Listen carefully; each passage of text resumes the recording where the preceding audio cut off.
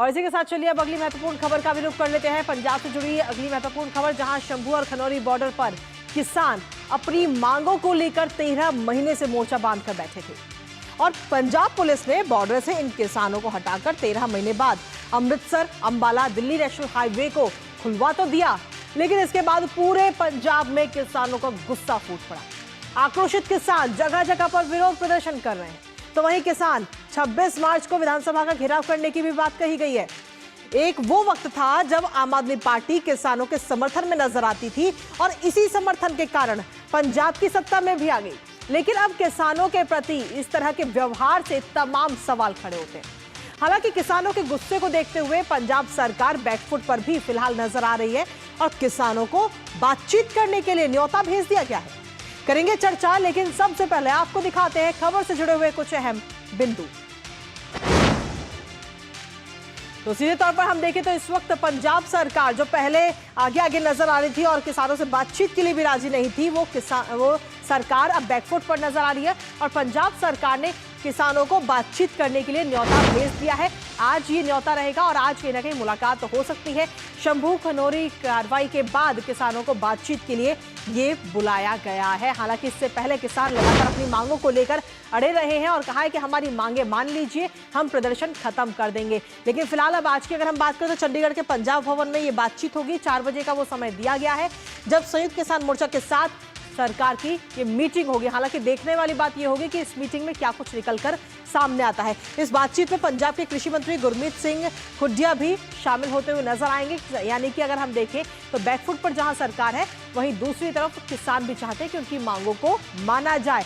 किसानों के साथ जिस तरीके से व्यवहार हुआ उसको लेकर भी और इससे पहले की बातचीत पर अगर हम नजर डालें तो इससे पहले वाली बातचीत अधूरी रही थी और भगवंत मान बीच में ही उस बातचीत को छोड़कर चले गए थे। फिलहाल अब देखना होगा कि आज की इस बातचीत में क्या कुछ निकलकर सामने आता है। लेकिन साथ ही जिस तरीके से पहले किसानों के खिलाफ कार्रवाई की गई और उसके बाद अब किसानों को न्योता भेजा गया बातचीत के लिए, इस बातचीत के बाद में इस बातचीत के न्योते से कहीं ना कहीं तमाम सवाल खड़े होते हुए नजर आते हैं। क्या है वो सवाल, बताते हैं आपको।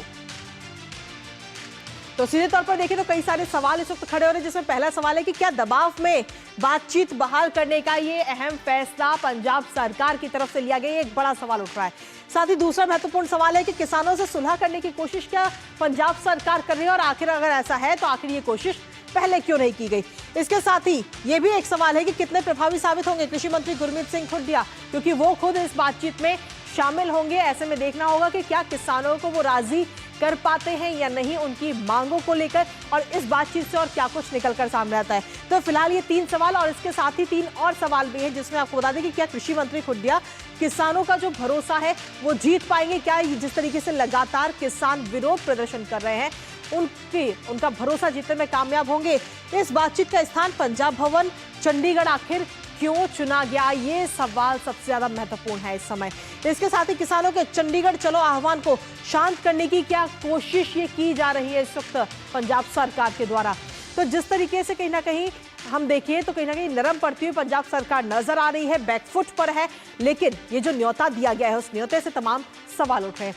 साथ ही आपको बता दें कि आखिर अचानक से पंजाब सरकार नरम पड़ती हुई क्यों नजर आई है, वो आपको बताते हैं। क्योंकि किसानों की तरफ से 26 मार्च को विधानसभा घेराव का ऐलान किया गया था और इससे अगर ऐसे में क्योंकि विधानसभा का सत्र भी चालू है और ऐसे में विधानसभा घेराव से पहले पंजाब सरकार ने ये अहम बैठक बुलाई है किसानों के साथ में और किसानों के साथ इस अहम बैठक में कई सारी चीजों पर कहीं ना कहीं सहमति बन भी सकती है या नहीं, कुछ भी हो सकता है।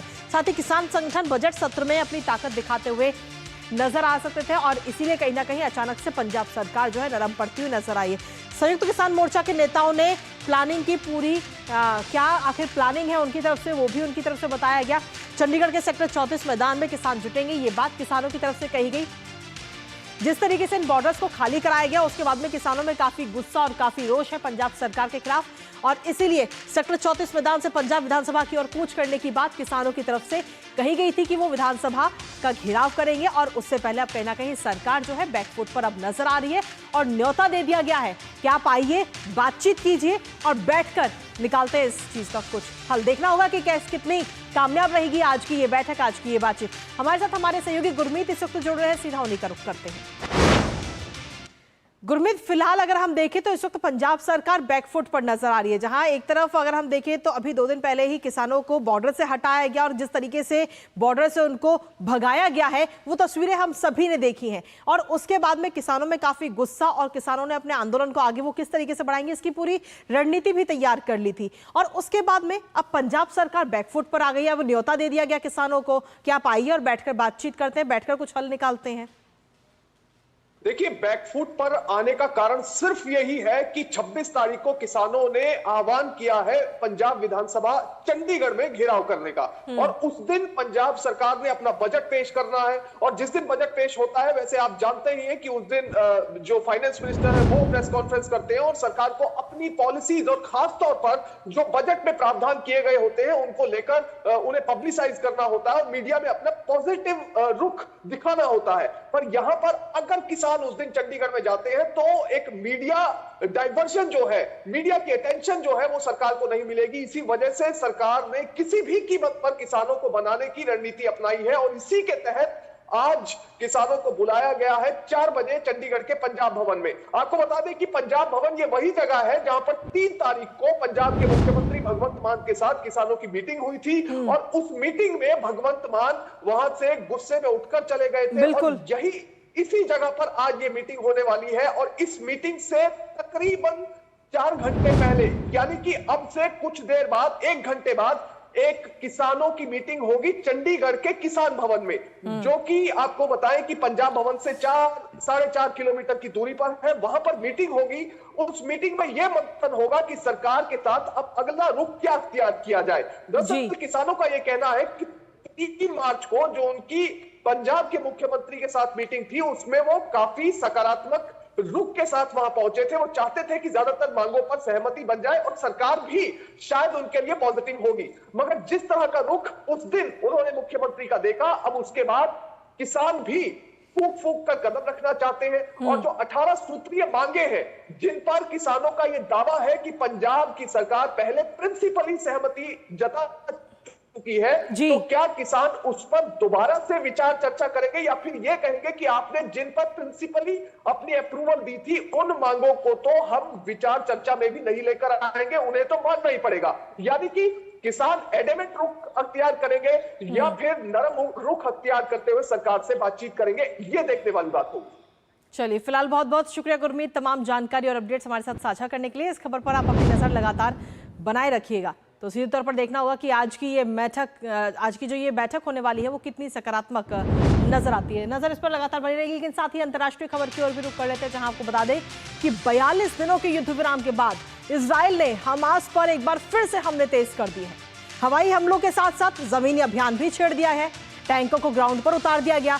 तो वहीं अब हमास ने भी जवाबी हमला करते हुए 3 अगर हम देखें तो 3 मिसाइलें दागी हैं तेल अवीव पर।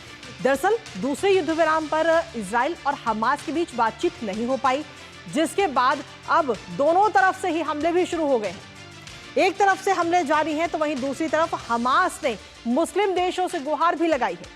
कुल मिलाकर फिलहाल इजराइल के प्रधानमंत्री बेंजामिन नेतन्याहू हमास को छोड़ने के मूड में बिल्कुल नजर नहीं आ रहे और लगातार बंधकों को छोड़ने के लिए हमास को कह रहे हैं, साथ ही वहां के जो लोग हैं उनको भी चेतावनी दे रहे हैं।